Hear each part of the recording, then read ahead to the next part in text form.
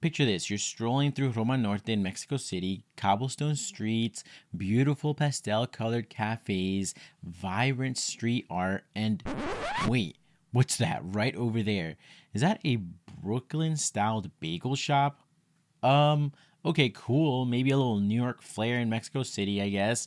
But wait, is that a shiny new Starbucks right between the traditional taco stand and that family-owned panaderia? What's going on here? Is this the authentic neighborhood that you remember, or is it turning into something else? What's going on, everyone? I'm Kevin Munoz. Welcome to the Leo Podcast, your go-to for insightful discussions on various educational topics with a focus on issues impacting the Latin American community. Today, we're diving into Mexico City's gentrification crisis, why rent is skyrocketing, and who's being pushed out, and what the government is or isn't doing about it. This is more than tourism. This is displacement, resistance, and identity. Before we dive into this compelling episode, a quick shout out to our fantastic supporters at patreon.com/latinoamericaneo. If you want to support the podcast and keep these episodes going, then join our Palomitas community. Don't worry if you're not a patron yet, you're still in for a treat with this episode, always packed with great content. So just sit back, relax, and enjoy today's show. To understand how the hell we got here, we first have to rewind to the 1980s.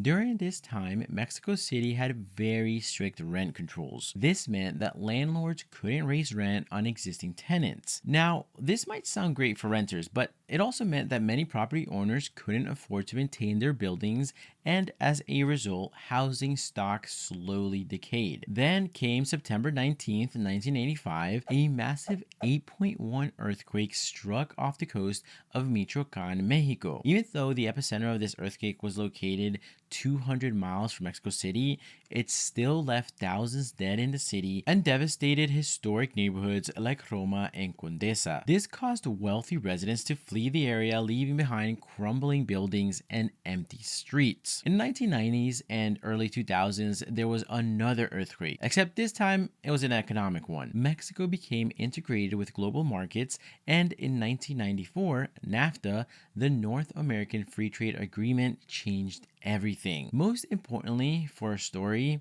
it ended rent control. This caused a shift in the neighborhoods left behind after the earthquake. The cracked facades and overgrown courtyards of Roma and Condesa began catching the eye of architects, developers, and a growing upper middle class that wanted a piece of authentic Mexico City living for next to nothing. It then became pretty clear that renting to wealthy foreigners quickly became more profitable than renting to locals. Fast forward to the pandemic in 2020, COVID-19 restrictions were strict in much of the US, but in Mexico, not so much.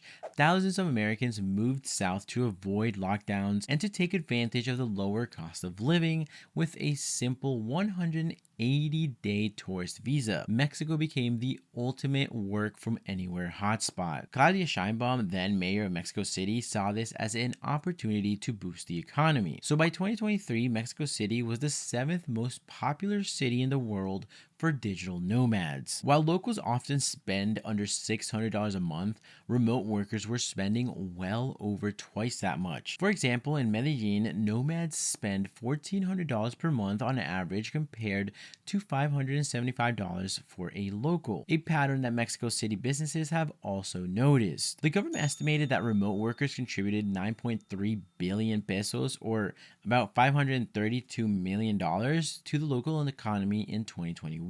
That's around 15% of the city's total tourist revenue. But of course, those benefits come with costs. In Cuauhtémoc, which I hope I'm saying right, the borough that includes Roma, Condesa, and Juarez, rents rose by 35% between June 2022 and June 2023 compared to 14% citywide. While Airbnb might only make up 3% of Mexico City's rental housing, the issue is that it's highly concentrated. In some areas like La Condesa, 1 in 4 homes is an Airbnb, making it nearly impossible to find long-term rentals. All this while Mexico City is already facing a housing shortage of around 800,000 homes. Between 2018 and 2022, new construction permits fell by 2/3. That means even without nomads, supply is far behind the demand. Add the influx of high-spending remote workers, and this squeeze tightens even more. For many locals, the impact is of course personal. Overcrowding is common. To give you an idea, 1 in 3 homes was overcrowded in 2020. People are forced to move farther away from where the good jobs are, adding hours to daily commutes. And so all these events resulted in a protest in Mexico on July 4th, which coincided with the US Independence Day. The timing was linked to the protest being promoted as an event against American imperialism. During the protests, thousands marched through the capital to protest the housing crisis. Most carried signs, chanted slogans, and demanded reforms.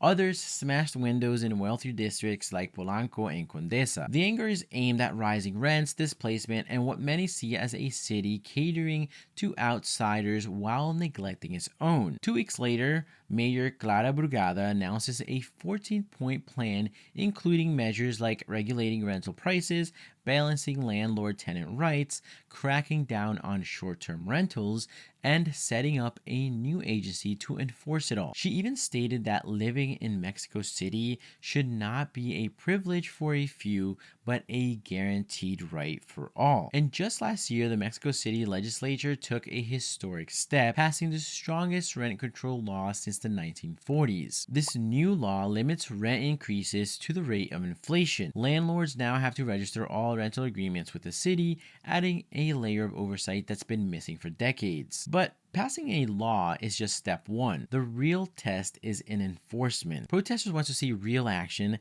tenant protections, in a city that puts its residents before wealthy outsiders. But the numbers also tell a harsh story. Since 2005, housing costs in Mexico City have soared by 286%, while real wages have actually fallen by 1/3. You don't need to be an economist to know that that's a full-blown crisis. Groups like Frente Anti-Gentrification are quick to push against claims that the protests are xenophobic. Their spokesperson, Jessica Morales, stated that they are not against migration, that's a basic human right. What they oppose is violence as a government policy. So it appears for them, gentrification isn't just about blaming newcomers, it's a deep structural problem that's been building for decades. Experts agree that the rise of short-term rental platforms like Airbnb, combined with the pandemic-fueled remote work boom, only added fuel to the fire. Airbnb says that it pumped $1 billion into the city's economy last year alone,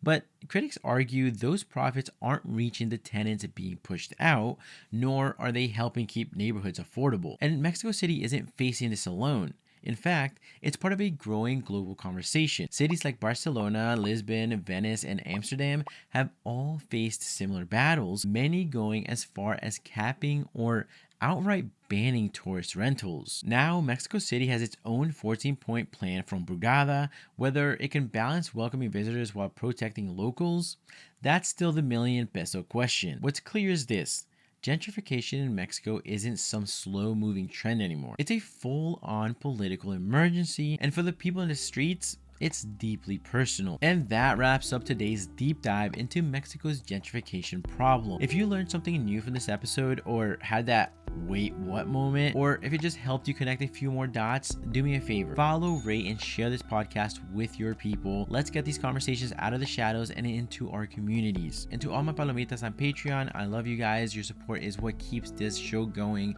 week after week. If you're not a member yet but want to be part of this movement, check us out at patreon.com/latinoamericaneo. I'm Kevin Munoz. I'll catch you in the next episode, and as always, stay informed and stay empowered. Thank you for listening to today's episode. If you enjoyed it, please share it with a family or a friend and rate it 5 stars on Apple Podcasts and Spotify. It helps tremendously in order to bring more awareness and educational resources to our community. For more information and to stay up to date with what I'm doing, you can follow me on Instagram at latinoamericaneo. And if you need more information and resources, you can visit my website, latinoamericaneo.org.